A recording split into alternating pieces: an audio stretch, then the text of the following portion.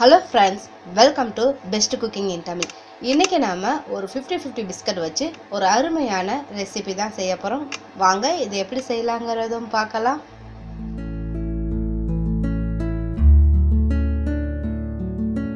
இன்னைக்கு நம்ம வந்து ஒரு 50-50 பிஸ்கட் வச்சு ஒரு சூப்பரான ரெசிபி தான் செய்ய போறோம்.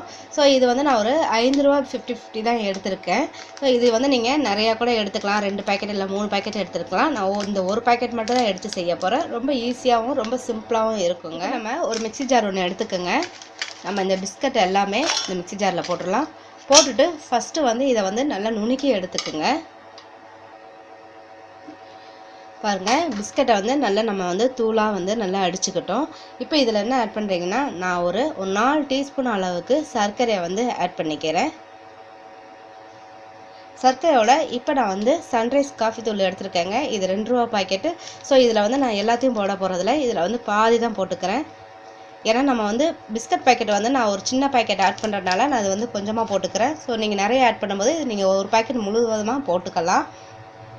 இதில் வந்து ஒரு 1/4 டீஸ்பூன் அளவுக்கு பேக்கிங் சோடா வந்து ஒரு 1/4 டீஸ்பூன் அளவுக்கு ஆட் பண்ணிக்கோங்க. அதே மாதிரி ஒரு பேக்கிங் பவுடர் வந்து ஒரு 1/2 டீஸ்பூன் அளவுக்கு பேக்கிங் பவுடர் வந்து ஆட் பண்ணிக்கோங்க. இதில் வந்து நான் பால் வந்து ஆட் பண்ணிக்கிறேன். பால் வந்து நம்ம என்ன பண்ணுறோம்னா இது வந்து கொஞ்சம் நல்லா வந்து அதாவது இட்லி மாவு பதத்துக்கு நமக்கு இது வந்து அரைக்கணும். ஸோ அதுக்கேற்ற மாதிரி பால் வந்து ஆட் பண்ணிக்கோங்க. கொஞ்சம் கூடுதலாக குறைச்சி ஆட் பண்ணிக்கோங்க. ஆனால் ஃபஸ்ட்டு ஆட் பண்ணும்போது கொஞ்சம் வந்து குறைச்சே ஆட் பண்ணி பாருங்கள். அது நமக்கு வந்து அடிக்கும் போதே தெரியும் அது நமக்கு வந்து அந்த பால் போதுமா என்னங்கிறது. ஸோ அடுத்து வந்து இது வந்து நான் ஃப்ளேவருக்கு வந்து சாக்லேட்டோடைய எசன்ஸ் தான் ஆட் பண்ணுறேன். ஸோ இதில் வந்து வெண்ணிலா எசன்ஸு இல்லாட்டா வந்து நீங்கள் வந்து ஸ்ட்ராபெரி எது வேணால் ஆட் பண்ணிக்கலாம். கொஞ்சம் சாக்லேட் எசன்ஸ் ஆட் பண்ணும்போது கொஞ்சம் நல்லாயிருக்கும். ஸோ இது வந்து நான் ஒரு 1/2 டீஸ்பூன் அளவுக்கு சாக்லேட் எசன்ஸ் வந்து சேர்த்துக்கிறேங்க. இப்போ இது எல்லாமே நல்லா அடிச்சிடலாம். அடிக்கும்போது உங்களுக்கு தெரியும் நல்லா திக்காக இருந்துச்சுன்னா கொஞ்சமாக பால் ஊற்றி ஆட் பண்ணி திருப்பி அடிச்சுக்குங்க.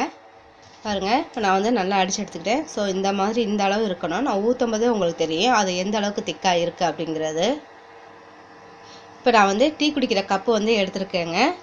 பாருங்கள் இந்த அளவுக்கு ஊற்றணும். பாதி ஊற்றிக்கிட்டா போதும். ஸோ நான் கொஞ்சமாக செஞ்சுருக்கனால நான் கொஞ்சமாக ஊற்றிருக்கேன். இதுவே நிறைய பிஸ்கட் வச்சு நீங்கள் செய்யலாம். இப்போ இதில் இருக்கிறது எல்லாத்தையுமே நல்லா வந்து கரண்டியை வச்சு எடுத்து நீங்கள் இந்த கப்பில் வந்து ஊற்றிக்கிங்க.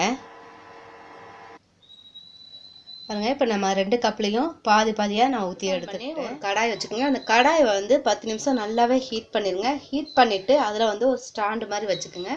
வச்சுட்டு இதை வந்து நம்ம வச்சிடலாம். ஸோ நான் வந்து ஒரு பாக்கெட் பிஸ்கட் போட்டிருக்கனால நம்ம கொஞ்சமாக இருக்குது. இது வந்து நம்ம வீட்டில் செய்யும் போது கொஞ்சம் கூடுதலாகவே இதை வந்து செய்யுங்க. அப்போ தான் வந்து எல்லாருமே நல்லா சாப்பிடலாம். இதை வந்து என்ன பண்ணுறோம் இப்போ ஒரு மூடி போட்டு மூடிட்டு இது வந்து ஒரு 20 நிமிஷம் அப்படியே வச்சுருங்க. 20லேருந்து 25 நிமிஷம் நமக்கு தெரியும் அது நல்லா குக்காகி மேலே அது நல்லா கொஞ்சம் பஃபியாக வரும். ஸோ அது வரைக்கும் நம்ம இதை வந்து வேக விட்டுறலாம். இப்போ ஓப்பன் பண்ணிடலாம்.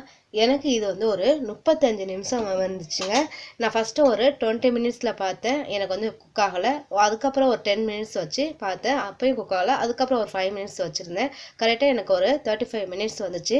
இது வந்து நல்லா குக் ஆகிடுச்சுன்னா இந்த மாதிரி ஒரு குச்சியை வச்சு இப்படி வச்சு பார்த்தீங்கன்னா தெரியும் உங்களுக்கு அந்த ஸ்டிக்கில் வந்து ஒட்டாமல் வரணும். அப்படி ஒட்டி இருந்துச்சுன்னா உங்களுக்கு வந்து இன்னும் கொஞ்சம் நேரம் வந்து வேக வைக்கணும்.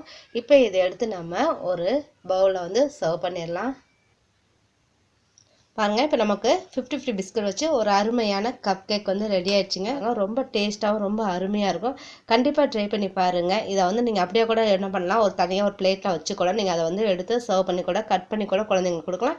இல்லாட்டினா இதே மாதிரி ஒரு ஸ்பூனில் வச்சு கூட நீங்கள் கொடுக்கலாங்க. கண்டிப்பாக ட்ரை பண்ணி பார்த்துட்டு உங்கள் கமெண்ட் பாக்ஸில் தெரிவிங்க. லைக் பண்ணுங்கள், ஷேர் பண்ணுங்கள், மறக்காமல் சப்ஸ்கிரைப் பண்ணுங்கள். Thank you viewers.